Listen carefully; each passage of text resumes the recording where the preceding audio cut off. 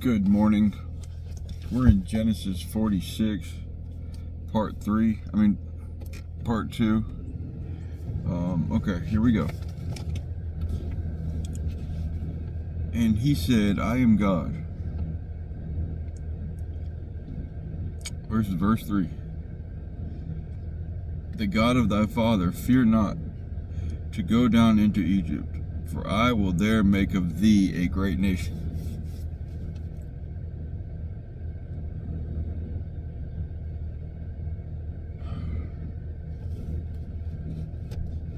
I will go down with thee into Egypt.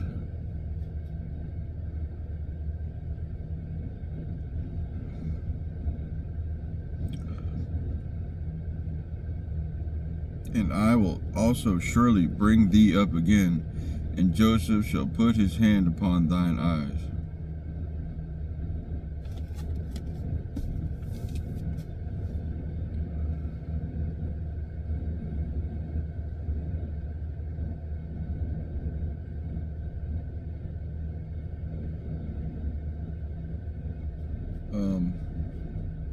Okay.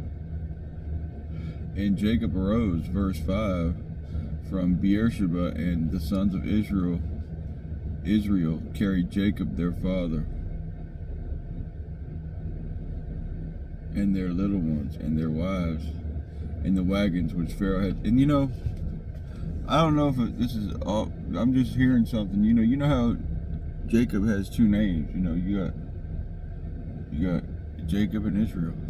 And it even uses both names in the same verse, then you got God and you got Jesus Christ. I'm just throwing that out there. You got God by all those names, and then you got Jesus Christ. So I'm just throwing that out there. That's what came to mind, because the only name that I use anymore is Jesus Christ.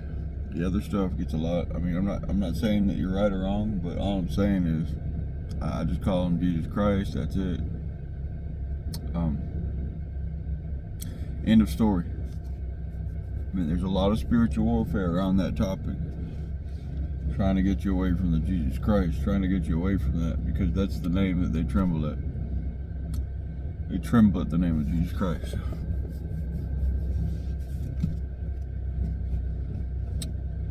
Okay. I will go down, carry Jacob their father. Verse 6. Nope. And their little ones, and their wives, and the wagons which Pharaoh had sent to carry him. And they took their cattle and their goods which they had gotten in the land of Canaan, and came into Egypt, Jacob and all his seed with him. And they took their cattle. Okay. Verse 7. His sons and his daughters and all his seed brought he with him into Egypt.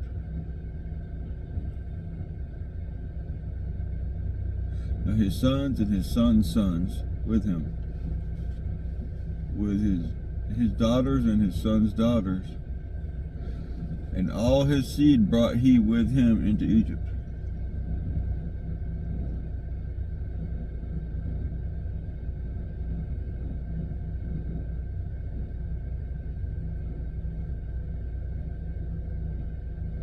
And these are the names of the children of Israel, which came into Egypt, Jacob and his sons, Reuben, Jacob's firstborn.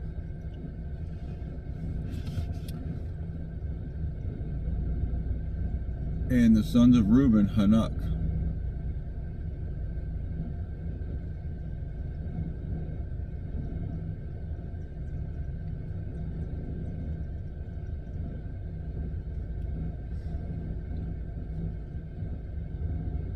And these are the sons of Reuben.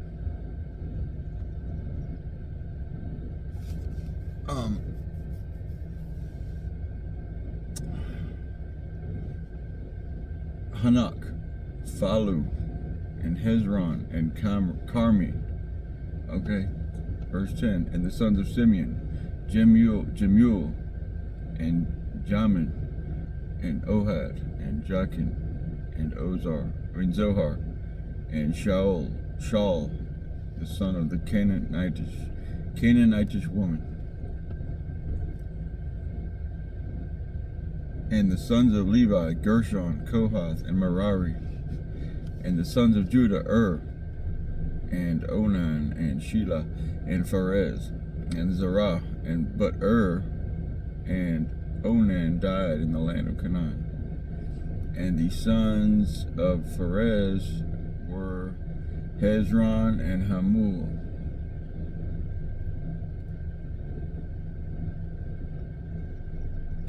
Okay. And the sons of Issachar, Tola, Phuvah, and Job, and Shimron. And the sons of Zebulun, Sered, and Elon. That boy Elon be doing it, man. He's been around forever.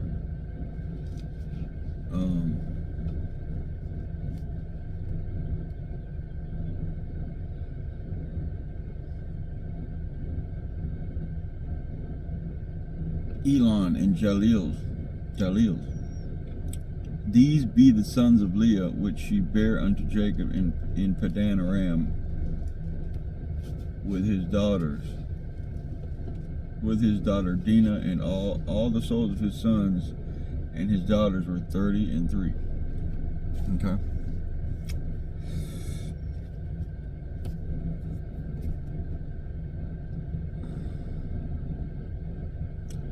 And I just want to throw something out there, y'all, that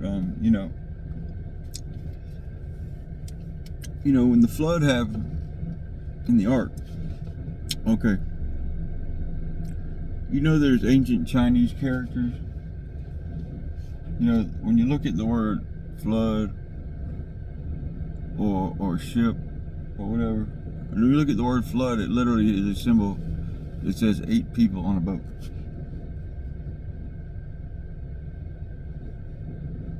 Okay, so because they have word pictures in ancient Chinese, which is older than the Hebrew, I think. But the point is that there's a lot of evidence supporting the ark, okay, and all that, in the flood. That has 8 people. The story just like the Bible. 8 people on a boat. Noah and his wife and his sons and their wives. His 3 sons. That's 8 people. Okay. So I'm just saying there's a lot of evidence supporting that, but I just want to throw out there that since the flood, those 3 guys and their sons, biblically listed names, and their descendants, that repopulated the whole world literally by themselves. Those 4 people, Noah and his sons, repopulated the whole world by themselves. And the funny thing is that you can find their names of the tribes all around the world. Okay? All the way through Russia, Scandinavia, all the way. And even in ancient Chinese, you see their names. You see their ancient language was founded upon that type of stuff. Founded upon, when you look at the word flood, it literally says 8 people in a boat. Not to mention countless other correlations in their ancient languages that tells the story of the Garden Eden and the serpent. Okay? If you research it, you'll look that up. So, ancient Chinese letters parallel with history of the Bible. Big facts. Big facts. That's what we do here at Preach Facts. We're revealing stuff. That's regular stuff. But I just want to throw out there, guys, that the names of Israel, the 12 tribes of Israel, obviously they're coming down from Noah. Duh. Just like everybody else in the world, which is all provable. Okay.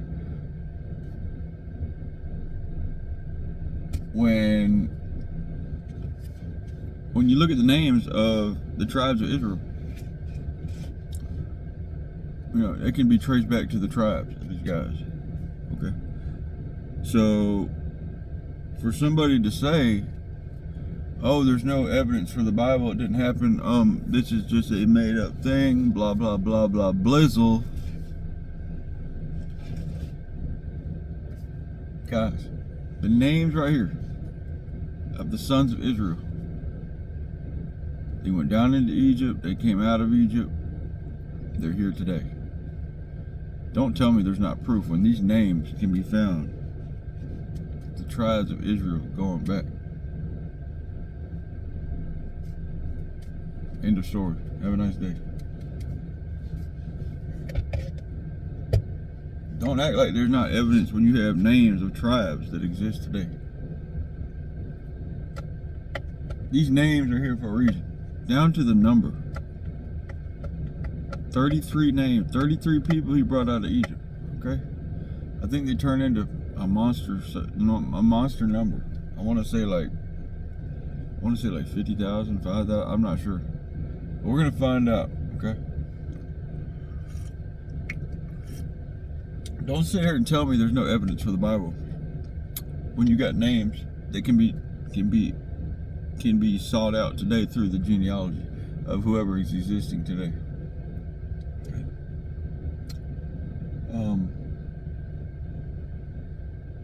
So, yep. So it's important to note that, you know, after the flood, all the countries in that area, and even further, you know, were founded upon the names of Noah's children.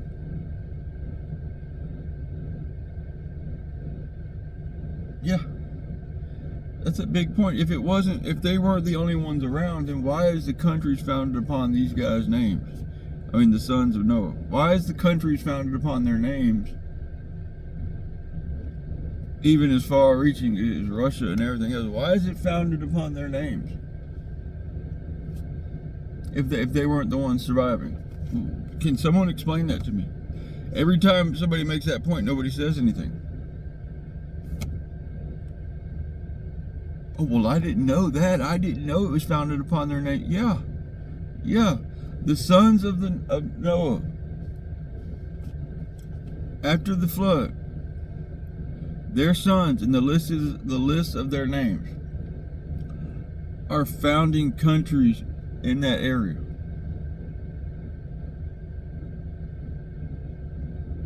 Because guess what? If it's going to flood that whole area, it's going to flood everywhere else too. End of story. Period. Have a nice day.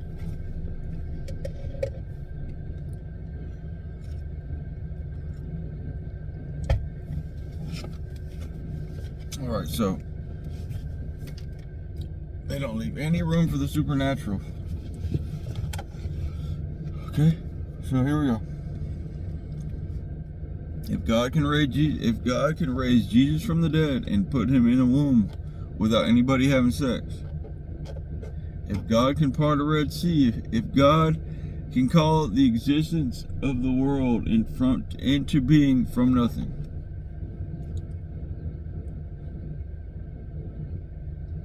just by a thought and a word, let it be. If God can do that and all of this happens, God can flood the earth, trust me, and make it rain forever, constantly. God can do whatever he wants. You're in his mercy, you're in his hands.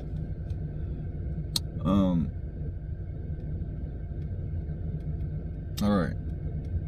He can flood the earth, trust me. He can do a lot of stuff. Alright.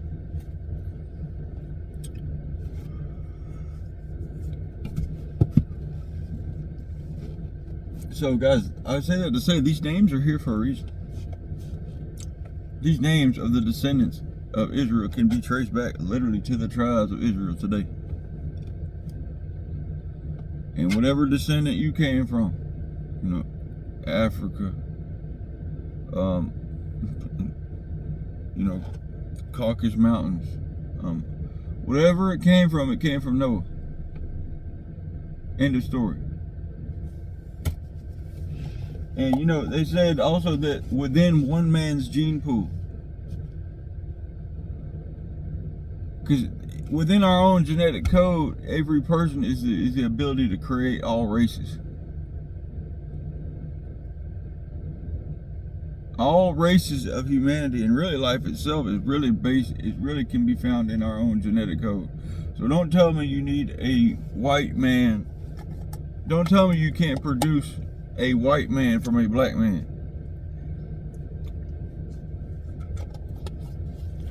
It's within the code. It's with, not, I mean, not, it won't be a straight out thing, but don't tell me that the codes for all type of mankind is not within one person, because that's the key. Inside our genetic code and the DNA is the potential to create everything. We're talking everything, animals, everything. And don't quote me on that, I'm just preaching.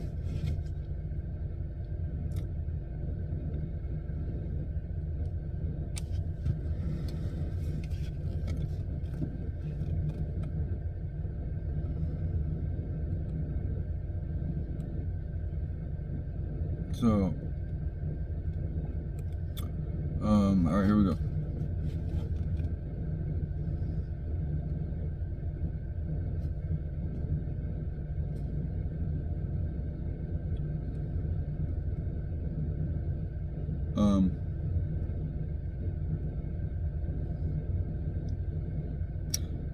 These be the sons of Leah.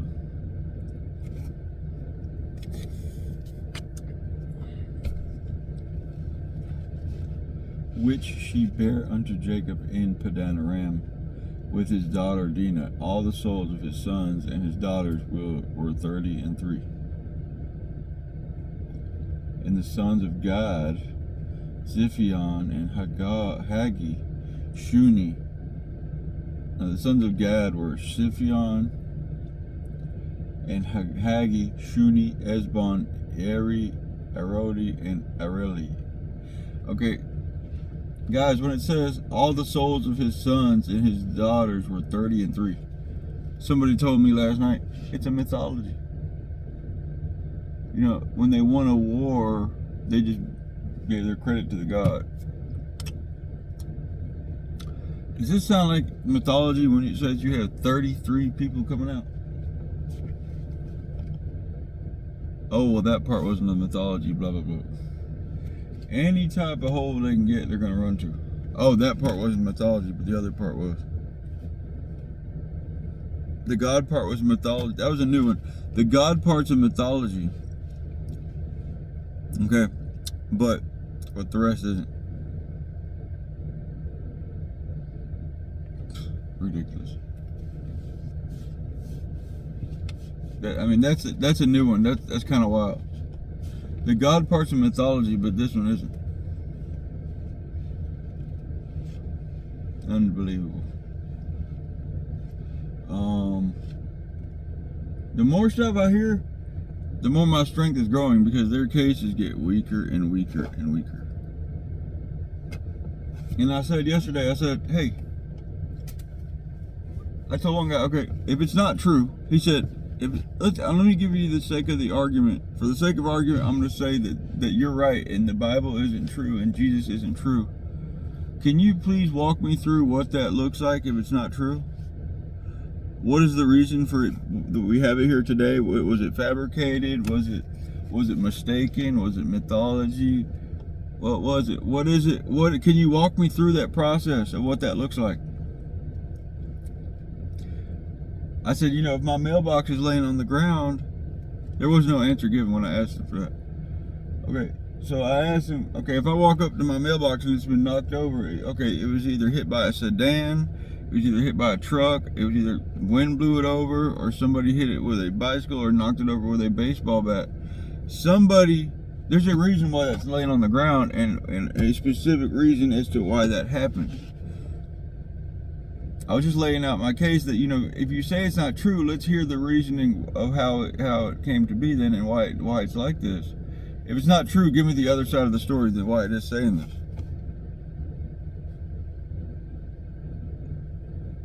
No comment. I was called that I was rude for saying that and bringing up the mailbox illustration, which was really the first thing that hopped in my mind as far as an instant. Okay, so if something's not true as said, if it's not true as said or depicted, walk me through how that looks. from the actual trueness of it. Walk me through the actual trueness of this and how this came to be and what are the motives and stuff like that. Walk me through that. And that's one of my main attacks. I mean, that's one of my main defenses, because no one is saying anything. Oh, well, right, so what I'm saying is you've made an assertion against this, that it's not true. Okay? Okay, first of all, if you don't believe it, then it's because it's not true, right? Okay. Well, if it's not true, walk me through what that looks like, actually, the case being. What is the actual case? What does that look like? And they'll answer, and they'll say, well, okay, well, this happened. Okay, so tell me what that looks like. If they made it up, and it can't be credible, if it's not credible, okay, what's the next step? Walk me through what that looks like if they made it up. Who did it? When did they make it up? What was the reasoning? Walk me through that. Crickets. That's what I'm getting, guys. So that's what we're seeing. That's what I'm seeing. Well, I said, okay. Well, you can't answer any of my questions, which goes to show that you really have nothing to go on that. Okay? Which is a good point. That's a knockout point. That's a knockout. That's a jab right in the chin. Okay? I said, walk me through what that looks like. And that's really a good point, because it's just basic, simple questions. Okay? You can't have a murder weapon. You can't have a murder case without a body. End of story. If this isn't true, walk me through what that looks like. Because at some point, somewhere on the line, somebody's going to be lying. Who was it? What was their motives? When? And walk me through how that works when you're trying to fabricate this. Walk me through that, please. That's what I'm saying, and no one's answering me. So I said, okay, fair enough. I knew I was right about that. I said, okay, you know what? Then we got on evolution and stuff. Okay, he said, there's absolutely no way that two people, Adam and Eve, or even three people after the flood, could have a gene pool that would be sufficient enough to support the world's people without having, we would die off because of poor gene pool. I'm sorry, that sounds logical enough. That sounds logical enough. I can hear that. Okay. And I said, bro, you can't tell me that 3 people and 3 women can't have a bunch of kids. I said, you can't tell me that can't happen. End of story. I said, guess what? Inbreeding is a real thing. It happens every day, everywhere. And guess what? They're still having kids. I didn't say they were going to be pretty. I just said they're still having kids. Okay? So, now, I said, okay, fair enough. Fair enough. I said, okay, walk me through what that looks like with evolution. I said, so we came after the dinosaurs, right? Okay. Okay. I said, walk me through what that looks like. Okay, we're going back, we're hominids, blah, blah, blah, blah, blah. I said, okay, walk me through what that looks like. And as I assumed, it just went back into a blur of nothing. It was, we're hominids, we're walking back. And that was it. That was the end of the story. You're not walking me through anything. It's we're hominids, we go back. And then it's just, the discussion's over. So like I said, it goes back into obscure blurriness, and there's nothing you can tell me what that looks like. I said, so we were fish at one time, we were like gerbils. What did that look like? Nothing. All I heard was we were just hominids and we went back. Okay, so that's your complete answer on that. Okay. I said, sir, this is a complete answer over here in this book. Okay. So, that's my answer. Okay, so I said, okay, fair enough. I'll allow the possibility that we came back from hominids and this and that. but with your obscure blurriness of the ending of that story is nothing but nothing. I said, where do we come from then? No answer. Some primordial soup, something like that. I said, okay, so where do we come from? No answer.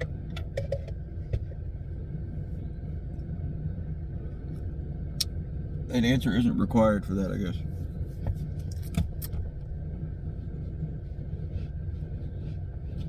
All right, so I said, okay, fair enough. You know what, man? I know we're not really seeing eye to eye, but I want to make a personal. He was a very nice guy. I said, bro, I want to make a personal commitment to you to look at all your videos and look at your stuff. I said, show me your best debate. Show me your best stuff about science. I said, you know what? Science is leaning more and more away from evolution. He said, no, it's not. I said, okay, show me. Send me your video. Send me your best professor. Send me this. I said, but I want to see it in a challengeable setting. He said, no, I don't like debates. Guys, due process is part of the world. Even the worst criminals get due process. Okay, so he wants to remain unchallenged. That's not right. And I gave him a couple examples. I said, look at the government. You got the Republicans and the Democrat. You got the Senate and the House of Representatives. These things are there in place so that it keeps the balance fair, in that it's not just a runaway party. And it's like that in Britain. It's like that in everywhere. And so when you go to a trial in court, guess what? You have a prosecutor and a defense. And even the most guilty criminals are entitled to a due process. I mean, for the most part. I mean, there's corruption everywhere, but I said, where's your due process? You want to hear somebody's paper, but you don't want it to be challenged.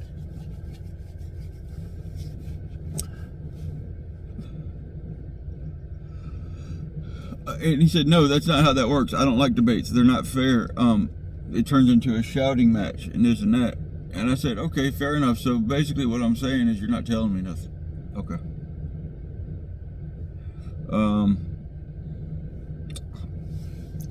So I asked him very kindly, send me your best video, send me your best debate. Send me your best stuff. So far I've heard Bill Nye. I watched that video years ago. Bill Nye is a great guy. I love him, but don't tell me that this couldn't happen because of whatever reason. There's just kangaroos on Australia and blah, blah, blah.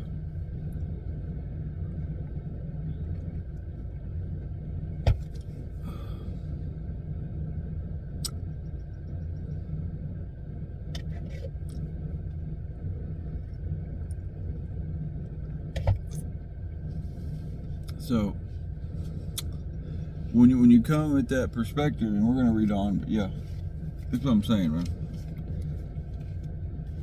If you have another take on that, it's not adding up with the Bible, walk me through what that looks like, and don't tell me it just goes off into obscurity and you just can't answer the questions, which makes my point that you have no foundation for what you're saying. Walk me through what that looks like. Walk me through that process of whatever the other truth is. If this is false, walk me through your actuality of truth. Tell me how that works so we can. I'm not saying that you're not wrong, just walk me through it.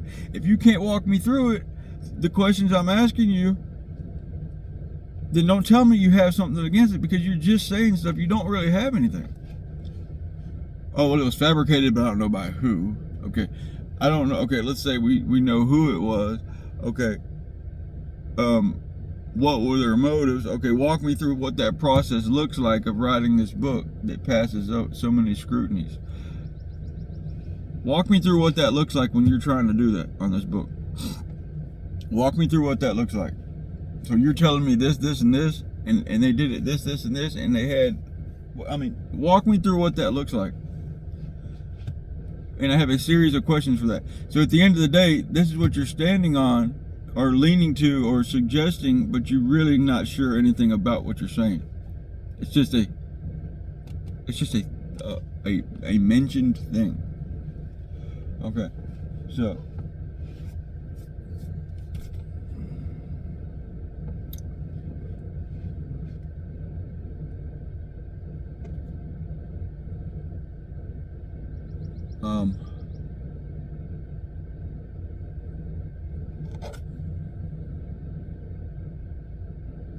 okay, so yeah, and last night I said a couple guys came on, we had a good show last night.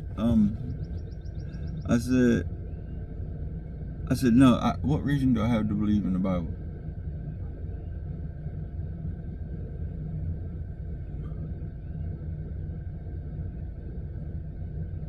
I said, okay.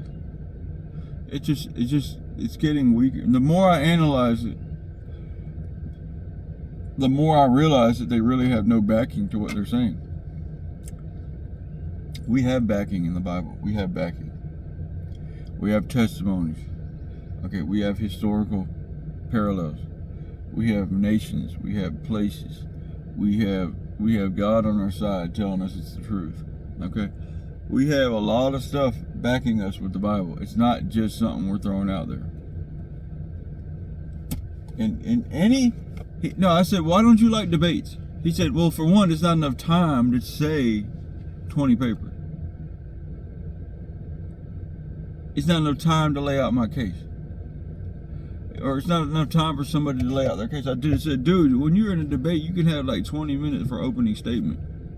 How much time do you need to lay out your thesis?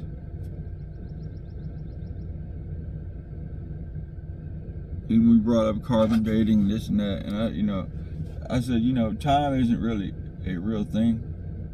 So, because you can't tell me that a day back then was comparable to a timeline for a day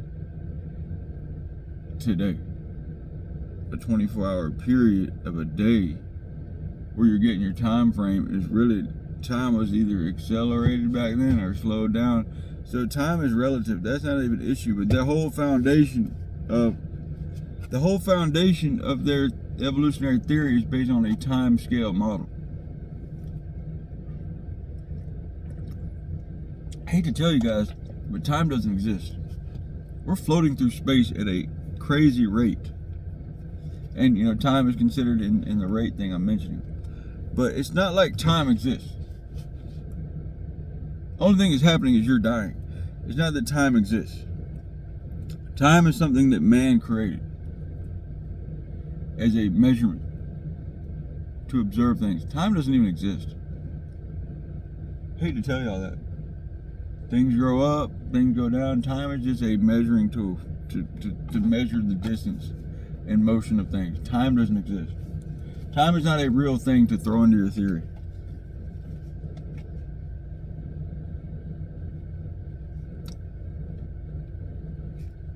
So to say that it went back in a reference of like, oh, that's a long time ago, that only exists from our perspective. There's no time in reality. There is no time. Everything's eternal. There is no time. Okay? End of story. Everything's eternal. There will always be potential for stuff. There always was potential. Why? Because that's God. The earth can blow up, the sun can blow up. Guess what? Everything's still there, except for the earth and the sun. It's where God is still there. Time does not exist. So don't base your whole evolutionary model. Don't base your whole life's model about time and how that's the main factor of how you're getting all this data.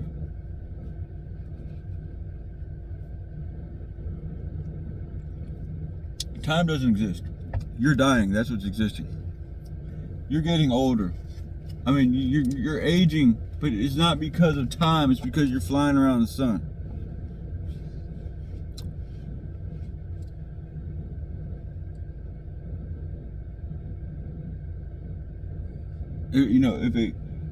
It's like that saying, if a tree falls in the woods, if nobody's there to hear it. So the whole thing about time and man's image of creation, what they think about their historical science, guess what? All of that is just man's perception. It doesn't mean anything. When the earth blows up, guess what? All that science goes out the window. What's science doing for us? Is it what? I mean, I understand it has its stuff, it's good, but at the end of the day, science is just a bunch of perceptualized paper. It's a bunch of perception about time and stuff like that, but it really has no factual anything to it. It's just a bunch of data that we made for our own perception.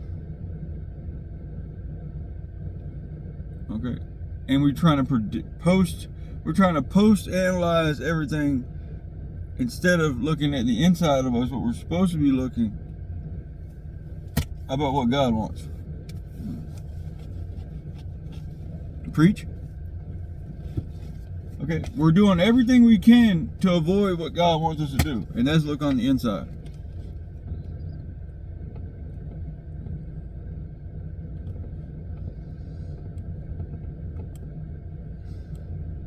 I'm not saying that scientists are evil or Christian or not Christian. I'm not saying there's plenty of Christian scientists out there.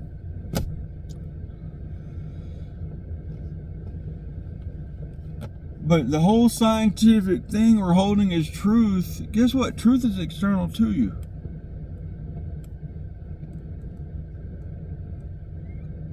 You need to realize sometime that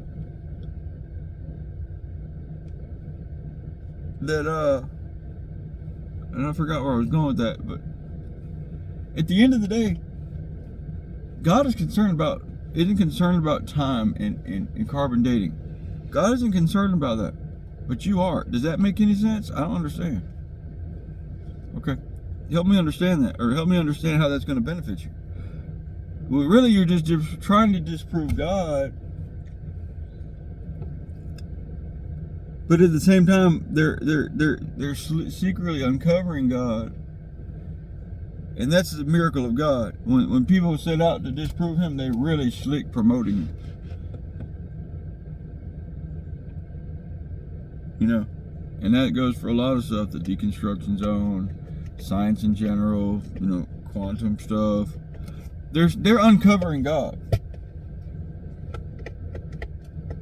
And that's the way God works. Anything opposing God, whether directly or indirectly, will eventually work in the favor of God. And I'm just preaching facts on that. You may not see it. You might not, even stuff that's evil will eventually go to glorify God. End of story.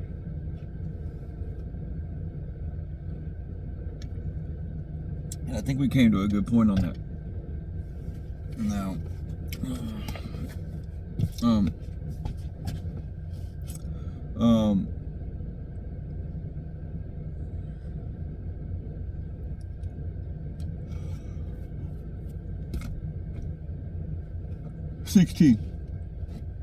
46:16, and the sons of Gad were Ziphion, Haggai, Shuni, and Esbon, and Eri, and Arodi, and Areli. 17, and the sons of Asher were Jimnah, Ishua, and Isui, and Beriah, and Sarah. And their sister, and the sons of Beriah, Heber, Malchiel. Okay.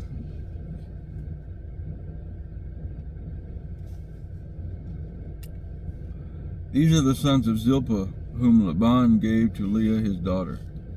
And these she bare unto Jacob, even 16 souls. Okay. Notice how it says souls. It's not just people or carbon dated figures. Hominids. And it's funny how science and stuff gives no account to the supernatural or the spiritual or demonic possession or anything like that, or the paranormal. Science doesn't account for any of that. That's an important distinction to make, because there's many left out things. Anybody who's ever known anybody who's had trouble with demons, stuff like that, exorcisms, this stuff is real, man. It really happens. It really happens, okay? And it's been documented. Okay, so everybody knows this exorcisms have been going on forever. But no, don't tell the scientists that. We're in our own little bubble, we're in our own little world, we don't want to debate. We don't want to do anything like that, because I need to start getting on my stuff, man, because this is ridiculous. So many topics. So many topics. I'm not really sharpening my guns because I have a mission here I'm doing, but I need to. It can get to consuming, man, but I just need to. It's almost like God is telling me, hey, it's almost like God is telling me, you're doing good. Don't worry about doing too much, because, everything's in place. You're doing good. Okay? Because God is going to show himself anyway. It's not about,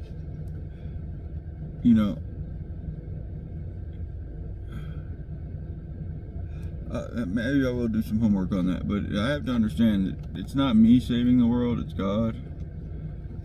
God is going to do that anyway. So I'll do what I can, but it's not up to me. God is doing his thing. If he wants me to show something, he'll tell me to show something. It's not like it's something that it's on my hands, like, completely. I have to understand that God is working.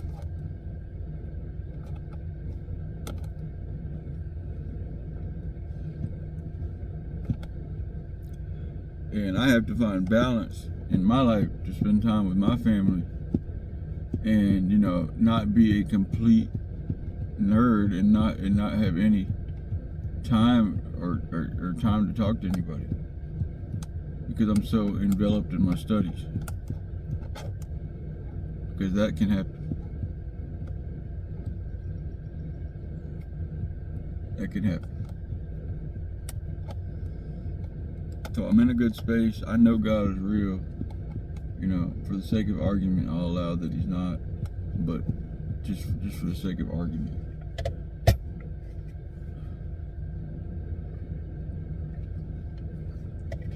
So let's push on.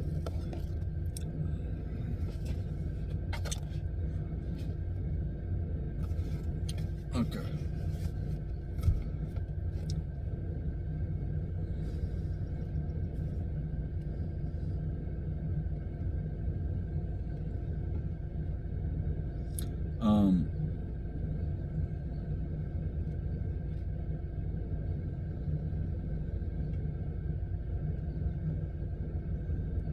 All right, so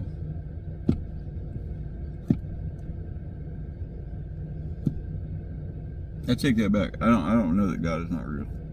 God is real. God is real. Okay? I've had enough personal affirmations in my life. I know common sense when I see it. Okay, and I know unverified assertions when I hear it.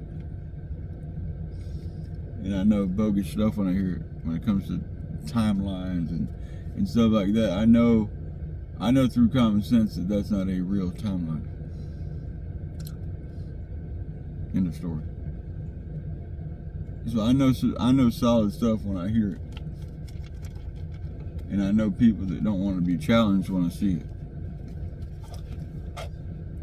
Any good solid stuff can be challenged. Any good solid stuff can hold up a challenge. End of story. And that's just physics. Whenever you're putting stuff on something or a weight, or they're designing buildings, guess what? They're testing. It's tested whether or not their structures or their beam or whatever is going to support whatever weight's going to be on it. So don't tell me that stuff doesn't need to be challenged. Because that's the way the world works. Everything has to be tested and challenged. And that's what God is doing with us. Thank you, Lord, for bringing clarity to that. The Lord is testing us.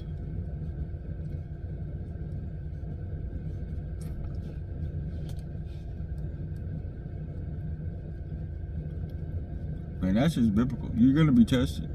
At the end of the day, you need to know what's solid and what's not.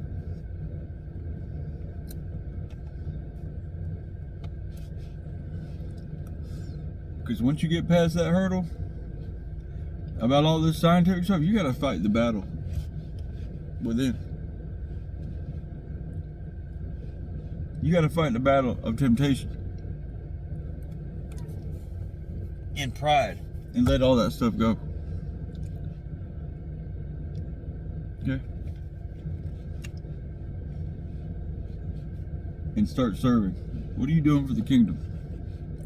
What are you doing for the kingdom? You need to get your foundation set up. Okay? And the sons of Asher, you know, and I set up this channel, y'all, for one reason. And we've been going strong for about 2 months and some change. I set up this channel for a reason. To reach the world. Every day we do a study here. And a preaching. So I set up this channel for a reason. To reach the world. And you know, hopefully one day we'll have enough funding or something to start a halfway house and try to make an impact in the community. And you know, who knows what we can do for the world. You know, we just want to make the most impact we can so that people will feel the love of God. And ultimately, you know, serve Him and the kingdom. That's the ultimate goal. That's the ultimate goal, is to further the kingdom without being radical. And just know where our enemy is, and that's the sin and the devil. That's the ultimate goal of this channel. So I don't know if y'all share these videos. We're trying to reach out, you know, and you know, make an impact by showing. 'Cause we're here every day. Every day we're here, and I'm not stopping. Every day we're here.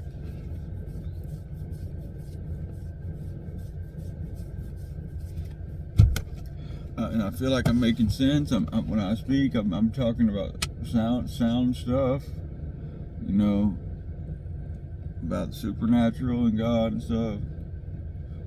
This is not my story, okay? I'm just in it. This Bible is our story. We're in the Lamb's Book of Life. We're supposed to be. We're in this story. So I'm not just saying this about something external to me. I'm in this book. Jesus came for me.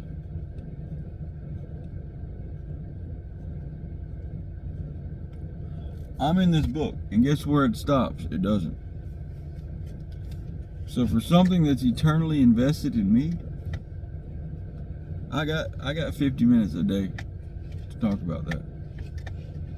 For something that's eternally invested in me, and always has been invested in me, I have time for that every day.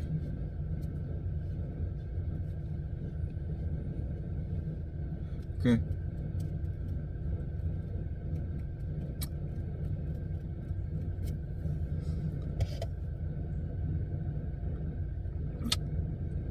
Try that again. For something that's eternally invested in me, not a blurry thing that goes off from hominids into nothing. But they don't explain how it happened. For something that's eternally invested in me, I have time every day for that. Because if He can invest in me, I can invest in y'all. And it's really not me, it's him. Every ounce of energy I put into this channel,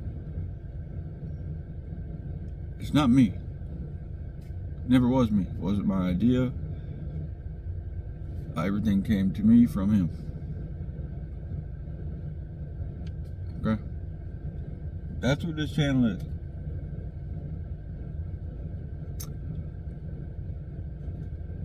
So don't get it twisted that it's just me trying to shove my ideas down your throat. I'm defending the Christ.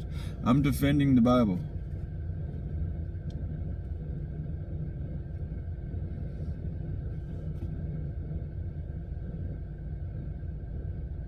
So when you come with your evolution, I mean, evolution isn't necessarily a deal breaker, okay? It doesn't have to be a deal breaker, okay? But when you come to me with your evolution, don't come with hominids evaporating into nothing. Because that's not how truth works. We have eyewitnesses of the Christ. We have real tribes going back to Israel. We had a real ark, okay?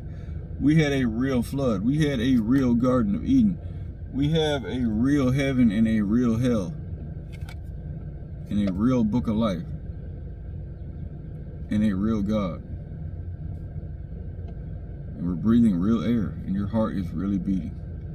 Don't tell me that truth isn't visual or discernible.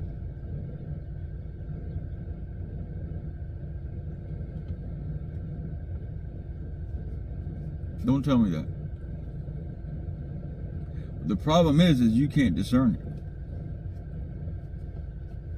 The problem is that you can't discern false from fiction.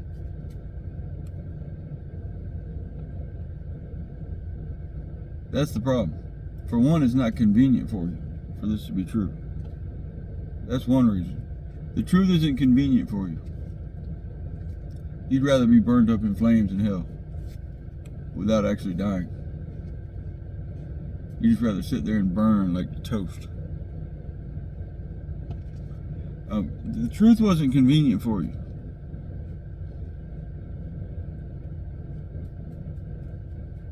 You have itching ears. You want to hear something that makes you hear. But when I dissect your background of your theory, there's nothing there. You don't even have an answer. You don't even have a fabricated answer. If this is fabricated, at least fabricate an answer for why it's fabricated.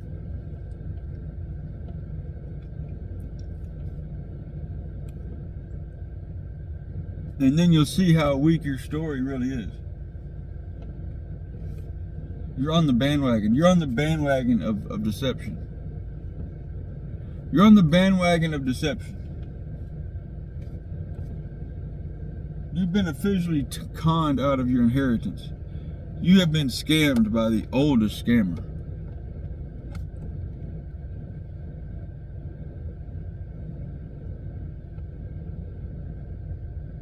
You literally have a 3-card molly put on you and you just gave your last dime. Now he's got your soul. You have literally been ripped off of anything that pertains to you.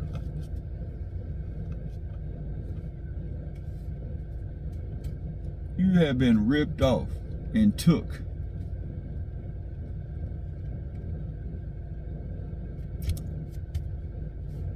All right. Now, guys, we're done. We didn't finish, but I think we're doing good progress by the stuff I'm saying. I don't know.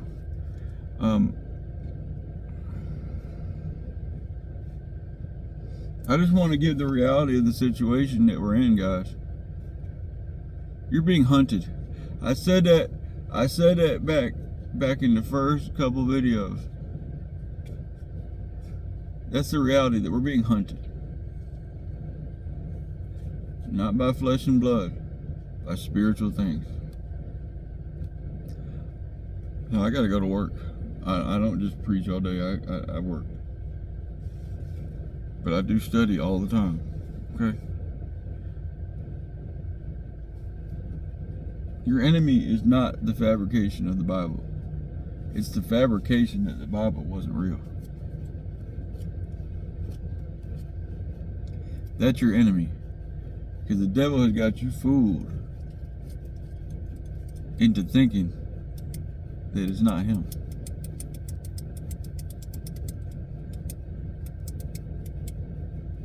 And God is watching to see what matters most to you. Is it him? Or is it the lie that fits more conveniently for you?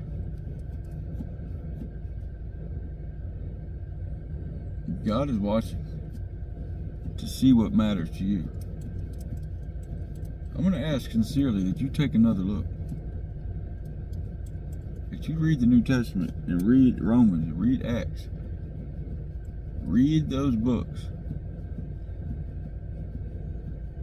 I'm going to ask you sincerely that you give it another shot and go listen to that. Okay? And that you go listen to Wesley Huff. He's a Bible historian. I'm going to ask that you go do that so that you can hear a little background information about the Bible.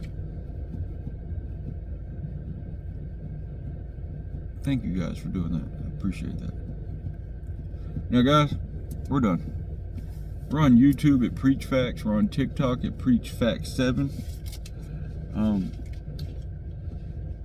You can reach out to the DM on TikTok. Or you can reach out at the Gmail at preachfacts7@gmail.com.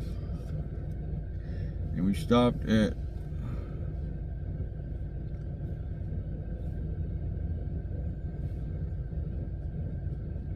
I want to say